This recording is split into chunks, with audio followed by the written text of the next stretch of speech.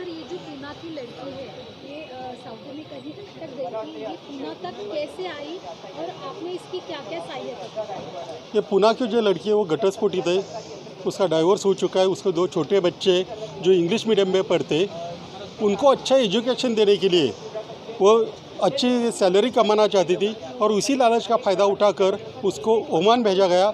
उसको कहा गया कि आपको 40,000 सैलरी मिलेगी, खाने रहने का वहाँ इंतज़ाम है, काम भी कम है। उस लालच में वो आ गई और ओमान चली गई। वहाँ जाने के बाद उसका पासपोर्ट छीन लिया गया। उसको सुबह 5 से शाम 11 बजे तक, रात 11 बजे तक काम दिया जाता था।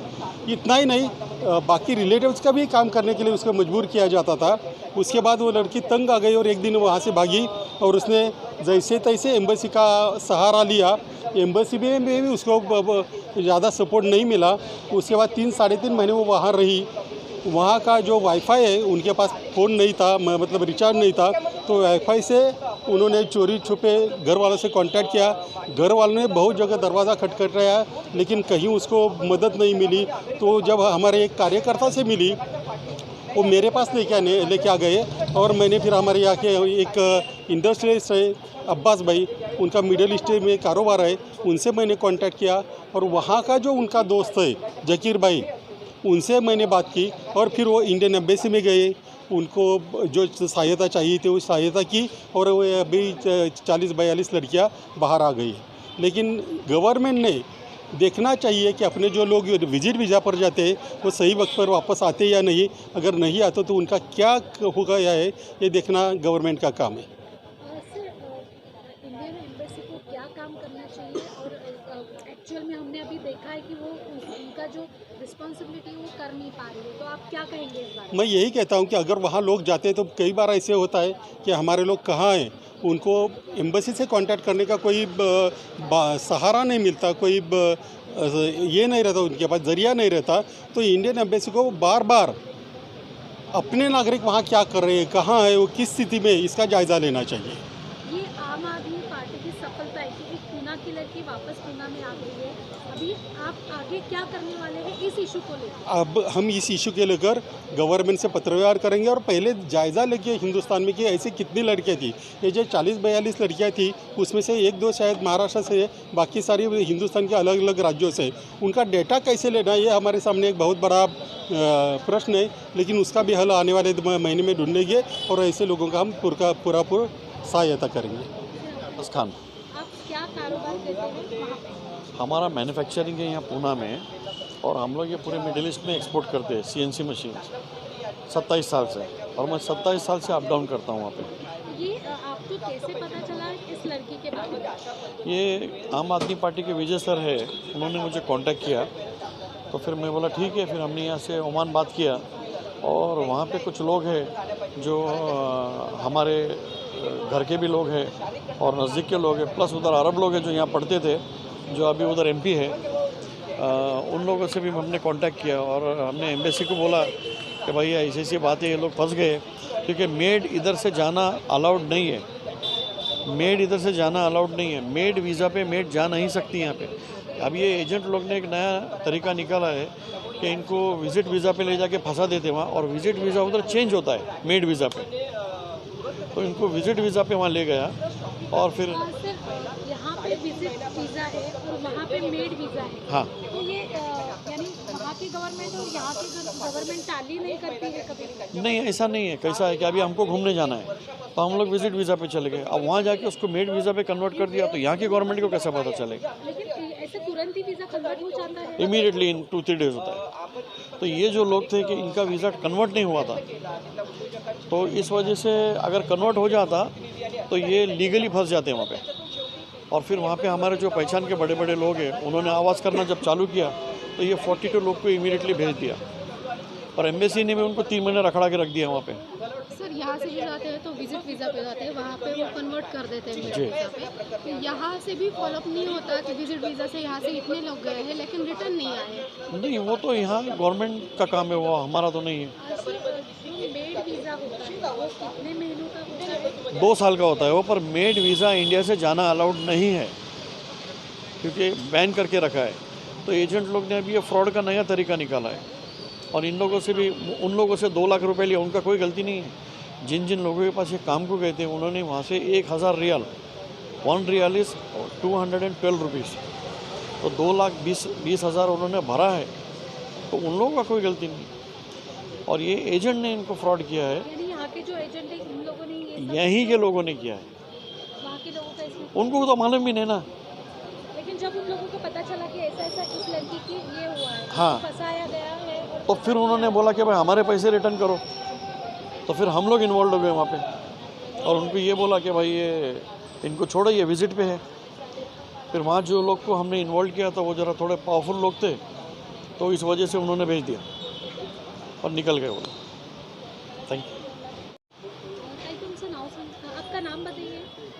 मेरा नाम है श्रद्धा प्रतीक गायकवाड़। आपको आपके ननद ने कब कांटेक्ट किया और आप भी थी बताइए।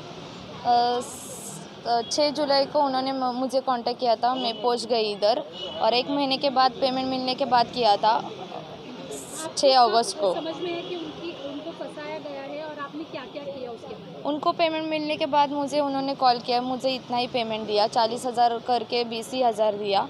तो उन्होंने बोला मैं इधर काम नहीं करूँगी, मैं इधर से एम्बेसी में जा रही। तो मैं बोली ठीक है।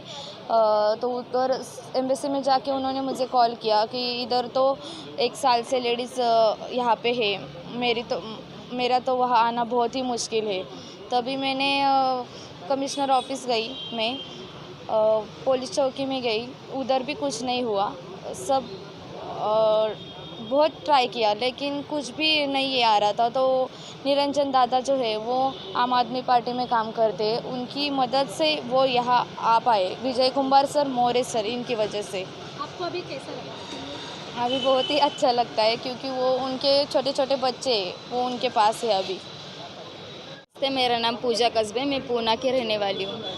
ये जो आप वहाँ गई तो ये सब कैसे हुआ, यानी किसने आपसे कांटेक्ट किया और ये आपको जो बताया गया कि आपको 40,000 मिलेंगे, ये कैसे सब कुछ हुआ? मेरी बस्ती में एक रहने वाली एक लेडीज़ थी, उसने मुझे मिलाया था। मुंबई का एक एजेंट है, अख्तर नाम है उसका, तो उसे मिलाया और वो एजेंट ने कहा कि तुझे पेमेंट बहुत अच्छा मिलेगा ओमान में, 40,000 पेमेंट मिलेगा, काम ज़्यादा नहीं होगा, तो टेंशन मत ले, तेरा काम मैं कर दूंगा अच्छे से। तो मुझे ऐसा लगा कि चलो ठीक है, इतना अच्छा पेमेंट मिल रहा है तो मैं पीछे क्यों हटूँ। तो मैं तैयार हो गई जाने के लिए।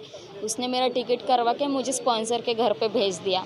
वहाँ पे सुबह से 5 बजे से। क्यों वहाँ जाने का सोचा, क्यों वहाँ जाके आपको पैसा कमाना था, इसके पीछे क्या कहानी थी? एक्चुअली मेरा डिवोर्स हो गया है और 2 बच्चे हैं मुझे, बहुत छोटे छोटे बच्चे हैं मेरे। भाई के घर में रहती हूँ, मेरे माँ बाप संभालते हैं बच्चों को, और मैं मतलब थोड़ा बहुत तो पढ़ाई करी हूँ, लेकिन मुझे इतना अच्छा काम मिला नहीं इधर हमारे यहाँ इंडिया में, इसलिए मैंने बाहर जाने का सोच लिया।